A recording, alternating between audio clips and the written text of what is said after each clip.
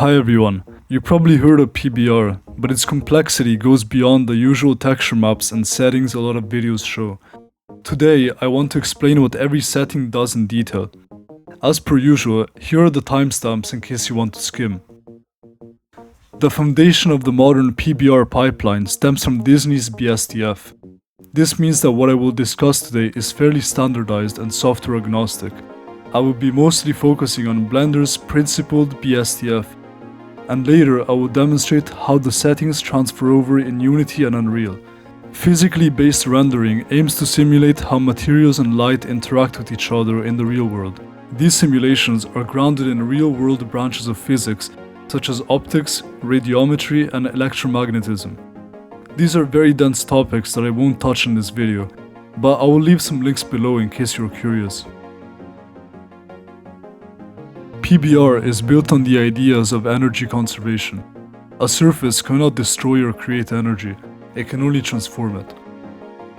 An example of this transformation is how light is either reflected, absorbed, or transmitted.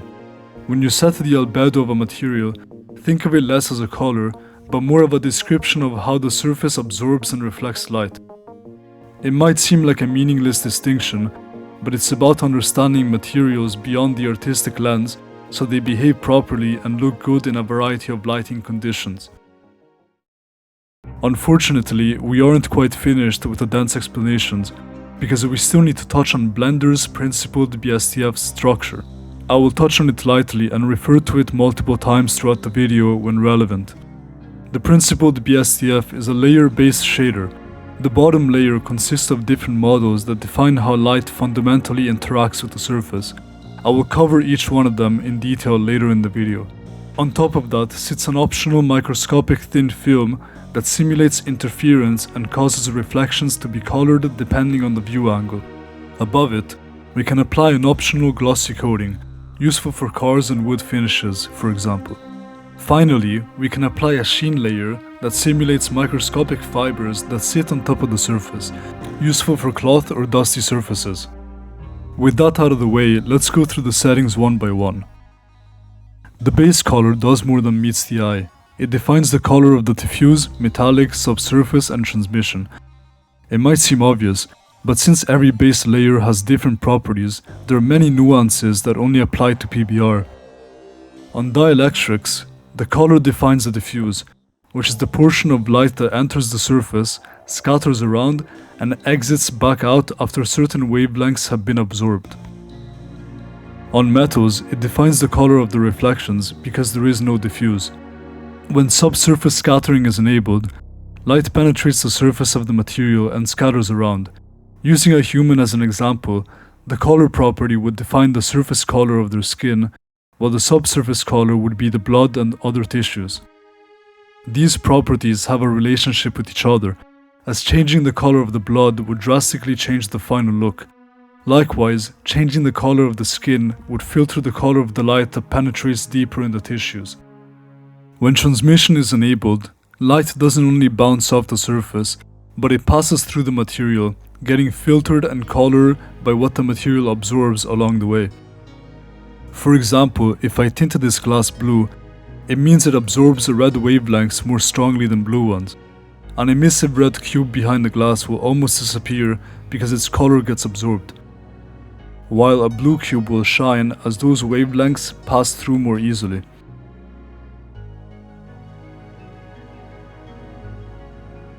Dielectrics consist of a diffuse and a specular component. The diffuse absorbs light and gives it its color, while the specular reflects it like a mirror. Since these come from two different physical events, Blender keeps them neatly separated. On the other hand, metals don't have any diffuse component because light essentially cannot penetrate them. Technically, they can to a small extent, but it's negligible to the human eye. The color of metals comes entirely from how their surface reflects light. This can be visualized very easily on a red sphere. While the metallic is set to 0, the highlights from the reflection are white. As I turn up the slider, you can see the reflection tinting red and the diffuse disappearing. Since light cannot penetrate metals, this means some settings won't work. For example, the diffuse setting requires the material to have a diffuse component, which as discussed, is not present. Subsurface scattering and transmission require light to penetrate the surface, impossible for metals.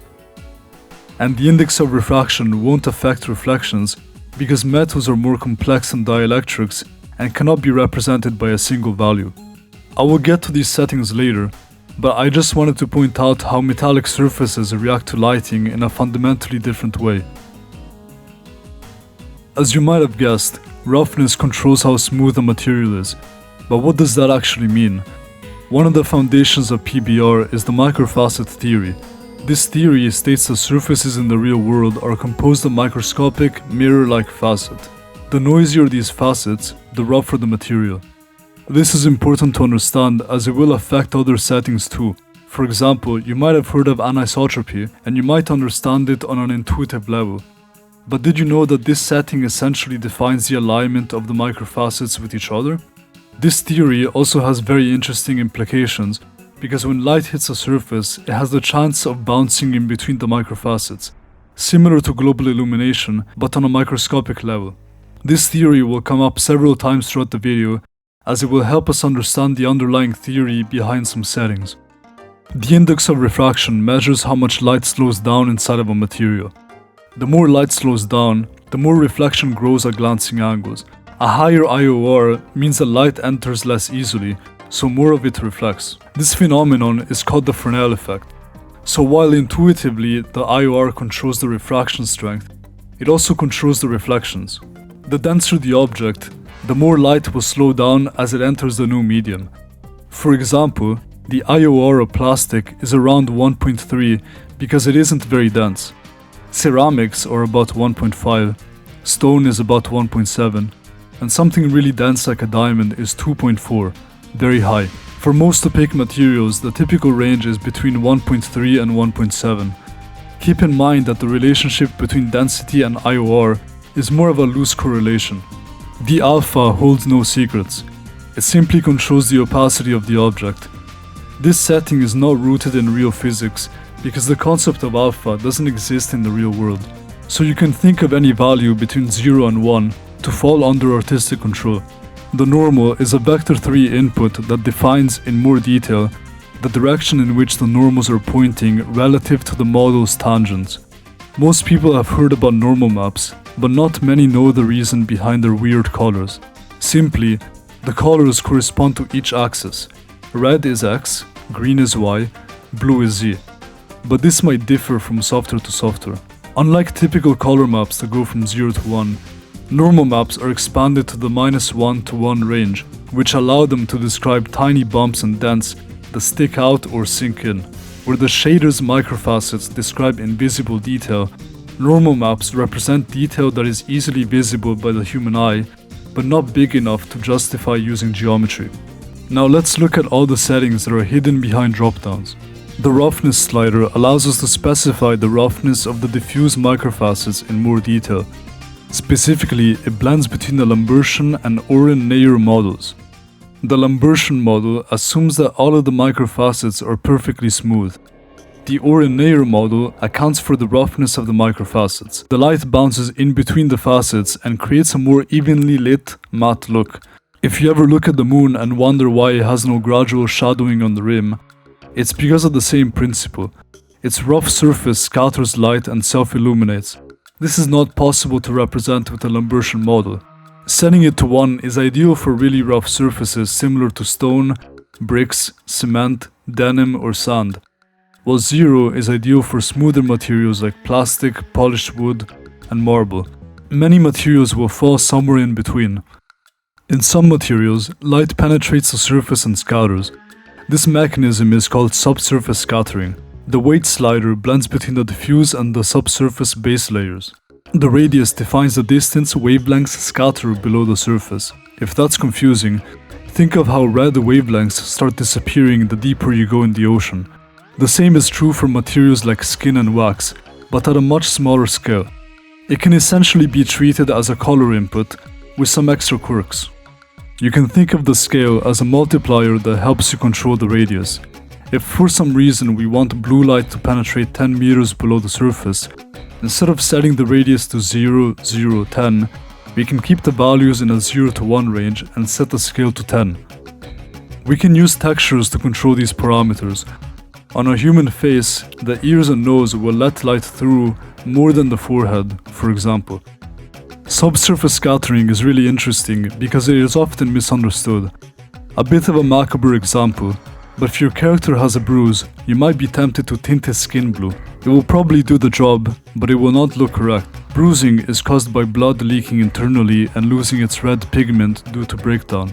For this reason, the skin should stay the same color, and the subsurface should do the heavy lifting. Many things like the perceived color of our veins also depend on our skin color. A white person won't have the same vein color as a black person, because darker skin tones absorb more light overall. This example helps us understand the relationship between the albedo and the subsurface inputs. Another example that helps us understand the behavior of subsurface scattering is why some public restrooms use blue lighting to discourage drug use. Under blue light, skin doesn't let much light through, so veins become almost invisible. Since blue light doesn't penetrate tissue deeply, the scattering that normally makes the veins visible doesn't happen. If instead the veins were painted directly on the albedo, they would still be visible because albedo doesn't depend on light penetration or subsurface scattering, it's just flat color information on the surface.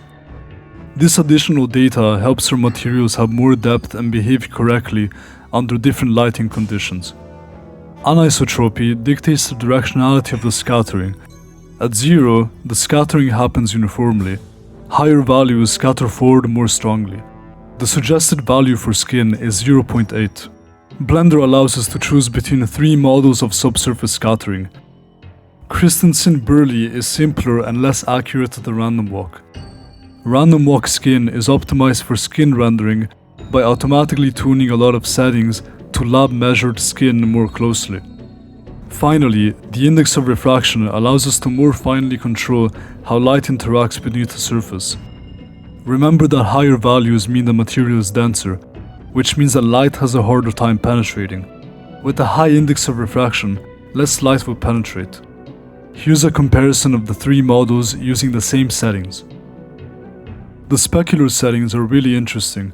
First off, I want to cover the GGX functions, which dictate how specular light is distributed. In very simple terms, multi-scatter GGX is a better version of the standard GGX, as it takes into consideration multiple bounces within the microfacets. The difference can be tested out very simply. If we put a fully white sphere in a fully white room, there should be no shadowing present. We can see that with the multi-scatter GGX, the energy is properly conserved and the ball disappears, as it should. As soon as we switch to GGX, the sphere darkens and breaks the laws of energy conservation. You can see how much of a difference multi-scattering makes on rough metallic surfaces especially. The IOR level is a modifier that helps us make fine adjustments to the specular intensity. For example, if the IOR of our material is 1.5, but we notice that in some of the shots the reflections show up too strongly or weakly, we can change the level to more finely adjust the Fresnel without tinkering with small values. The tint allows us to color specular reflections. I previously mentioned that metals cannot be represented by a single index of refraction value. However, they are represented by a complex IOR that affects the color at glancing angles. The effect is very obvious with metals like gold, copper and silver. Instead of dealing with the complex index of refraction, Blender lets us change the color more intuitively. Here are some examples. Meanwhile, tinting dielectric materials is purely an artistic choice. Because of the simple index of refractions, dielectrics reflect color uniformly and cannot have colored reflections. The anisotropic slider changes the alignment of the microfacets. If this effect is still confusing, think of how the reflections on water are sometimes stretched. This is the same phenomenon, but happening at a microscopic scale. Some more fitting examples are brushed metal, the bottom of many pans, and hair. For materials like water, the anisotropy is caused by the waves. In that case, we will leave the anisotropic value at 0 and let the geometry and normals represent the effect, despite it being the same phenomenon as brushed metal. You might be wondering why we can't simply represent this with a normal map. And the reason is because, like most settings I have covered, this effect applies at a microscopic level. While we technically could, we would need an unnecessarily detailed map. Even in that case, the grooves are smaller than a pixel, so it would be impossible to represent them without lighting glitches. Here's a quick comparison between anisotropy using normals and using the slider. The anisotropic rotation controls the direction of the strands. The tangent allows us to more finely control the direction of these strands. Starting simple, we can connect a tangent node and change the direction based on the x, y, and z. Notice how the strand direction aligns to the object's relative axis. For a more complex effect, we can procedurally change the direction of the strands based on our UVs.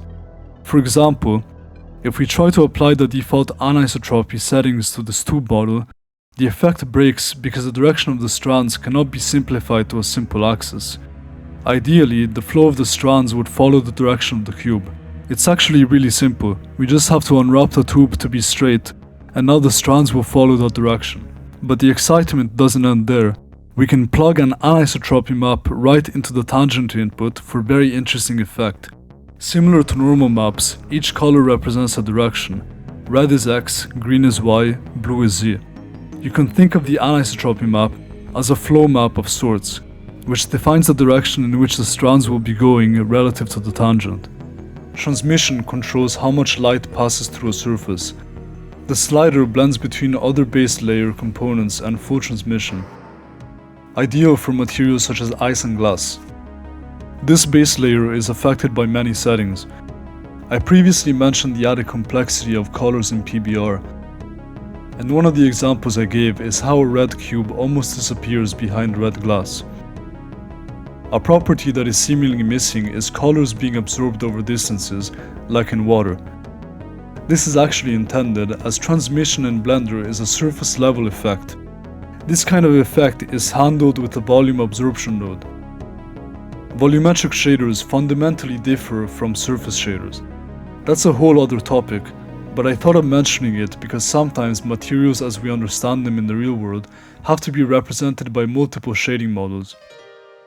Maybe one day I will cover these types of shaders in more detail. Roughness affects the clarity of a material. If the surface is rough, rays will enter and disperse due to the microfacets. As a real-life example, frosted glass is created by sandblasting clear sheets of glass. I mentioned how the index of refraction slows down light. In this case, light visibly bends as it passes through the object, creating an interesting distortion effect. The coat is a glossy layer that sits on top of the base layers. It is especially useful for complex materials like car paint or wood finishes. The weight controls the intensity of the coat. In most cases, this should be either kept at 0 or at 1, because the coat either exists or it doesn't. But there are exceptions to this, which I will discuss later. The roughness and index of refraction are fairly easy to understand as they are an exact copy of the base layer. In case you skim through the video, the roughness controls the microfacet noise, and the index of refraction controls the Fresnel. The tint is interesting because it has a relationship with the index of refraction. Changing it has a direct effect on where the tint is most visible. The normal input is a separate input for normal maps that only affects the clear coat. Again, this might seem obvious, but let's imagine something unconventional, like a layer of sweat on skin.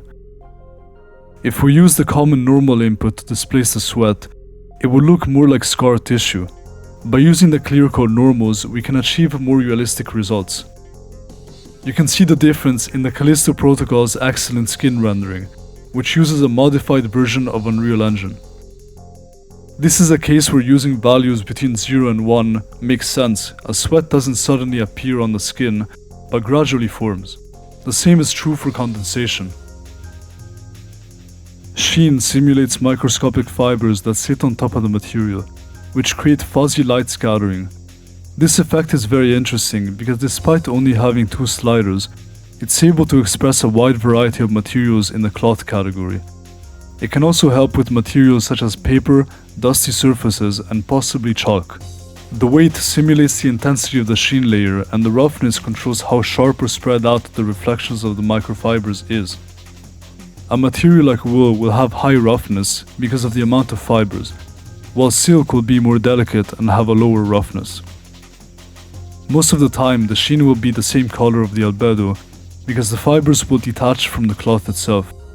However, there are many exceptions to this, as fibers are more exposed to heat and weathering, which causes them to be discolored. A very obvious example of sheen is on velvet, where the fibers are so dense that they trap light. Because of the Fresnel effect, more light reflects towards us at grazing angles, creating the iconic look of velvet. In the case of Blender, we would set the base color to a very dark amount and let the sheen do the heavy lifting. This is also where we run into limitations with the Principled BSDF. As far as I'm aware, the sheen layer is purely diffuse, while velvet materials also have a specular component to them. Thankfully, we can correct this by layering a glossy BSDF on top, but we are probably already breaking the laws of physics. Unfortunately, the sheen component has a variety of limitations, which limit our ability to express some materials such as the shiny velvet we were trying to create. The limitations I could find are mainly the lack of anisotropy controls and the lack of glossy reflections, as I just mentioned. This makes it seem like the sheen component is deeply flawed, but in reality, you should be able to represent most cloth types without any problems. Here are some examples. Emission is quite straightforward. I previously spoke about energy being received by materials, but in the case of emission, it is the material itself that is creating the energy. For example, screens, light bulbs, highlighters, and fluorescent materials. It isn't specified, but I assume the strength represents the energy in watts. If we use emission as a base layer and layer a coat and sheen on top, we can easily simulate LED lights covered by a glass layer, with a fine dusty layer on top. Apart from that, there isn't much to say about emission. Thin film simulates the interference that occurs when light waves reflect on the top and on the bottom boundaries of the film. This effect is what we can see on bubbles, oil, coral wraps, seashells, pearls, and guitars. It is what creates those pleasing color shifts. The tiny distance between the light rays makes certain wavelengths cancel out depending on the viewing angle. This phenomenon is similar to noise-cancelling headphones, which listen to the environment and try to cancel out the incoming sound waves. Thin film interference is a little hard to understand, which is why I put together this animated graph. We can see that the light enters the film and bounces twice. The distance between the two rays is affected by the size of the film, but we can also see that changing the index of refraction affects the distance as well. These two variables almost have an inverse relationship with each other. The effect is most visible at 400 nanometers. I previously mentioned that we can simulate effects like some types of car paint, guitars, and seashells, but that isn't entirely true. Thin film is a subcategory of iridescence. There are other varieties such as diffraction, which happens on CDs because of the microscopic grooves, pearlescence, which is essentially many different thin films stacked on top of each other and scattering light in between them, and photonic crystals, which, as you might have guessed, affect crystals and gemstones. So while you can get away with using thin film for most materials, you will most likely have to assemble your own shader for more complex iridescence effects. On that note, thin film works differently on metallic surfaces because of their complex refractive index, which changes how light bounces when it reaches the bottom of the film. Thin film isn't currently supported on metal, but the good news is that it will be in Blender 5.0, so why not talk about it briefly. Except for the complex index of refraction, the controls are exactly the same. The effect is ideal for case hardening, heated metal, anodized metal, and essentially any metallic surface that develops a thin, smooth layer of oxide. Just as dielectric surfaces, the interference depends on the thickness of the thin film, and in some cases, like exhaust pipes, this layer can chemically reduce or restructure based on heat exposure, which is why it only appears under extreme temperatures. To clarify, this happens on most metals, not only exhausts. Another obvious example is the barrel of machine guns after you fire them continuously. That was a lot of information, but we aren't quite finished yet. At the beginning of the video, I talked about Blender being able to blend between different base layers, the most obvious one being dielectric and metallic. There is actually a lot of misinformation about this floating online, and I want to clarify. Most advice you hear online says that a surface is either metallic or it isn't. While this is technically correct, we need to remember that shaders are meant to represent believable approximations of subpixel information. For example, we wouldn't physically model rough microfacets. In the same way, if a metal is 50% rusted, we would set the metallic slider to half, despite the surface technically being 50% metal and 50% dielectric. Like polka dots from a distance, we wouldn't be able to see this anyway, so we can approximate it. There are so many real-world examples that have this property, such as ores, which are a fusion of minerals and microscopic metals. Metallic paint and some types of glitter, which are composed by dielectric paint and microscopic metallic flakes. And rust, which transitions from dielectric to metallic. This misinformation is surprisingly widespread, even at high levels. But seeing things this way limits the expression of so many interesting and common real-world materials. If you don't believe me, you can watch this video by the creator of Adam Jensen in Deus Ex Mankind Divided. She talks about it in more detail. In the same fashion as metal, it's possible to transition between other base layers, like dielectric and translucent. An example is quartz. It's also possible to transition from subsurface to metallic. What if you have a character that turns into metal, like in Ben 10? Or subsurface to dielectric, like a character that turns into rock. If these layers were truly binary, there wouldn't be sliders. Physically based rendering exists to express information that would be impossible to model without textures or geometry. Understanding this fundamentally changes how we can think of composite materials. Before concluding this video, I want to briefly talk about game engines such as Unreal and Unity. Since performance is a priority, you will find that game engines cut a lot of corners. Materials will not be energy conserving and will most likely use the Lambertian plus GGX models, which are a simplification of microfacet theory and don't account for the scattering of light within the facets. This is what creates the gamey, plastic look of game engines, which is why I personally wouldn't recommend them for rendering and virtual production out of the box. However, don't think of this as a curse. This is the reason games can run reasonably well most of the time. It's about striking a balance between artistic expression and performance. You can recreate all of the materials I have shown with Blender, but you should expect them to react to lighting in a more simplified manner. Here are some material comparisons between Blender and Unity. I hope that after this video you can appreciate the complexity of physically based rendering. As a last note, I want to say that PBR isn't necessarily about realism. Since every art style is derived from a set of rules that are bent and exaggerated, you can think of it as a way to add more depth and expression to your materials, regardless of style. I hope you enjoyed this video. Check out my channel for more high quality content, and feel free to leave a donation if you want to support me. Some material examples will be free to download on my donation page. Cool. What makes it be all pink like that?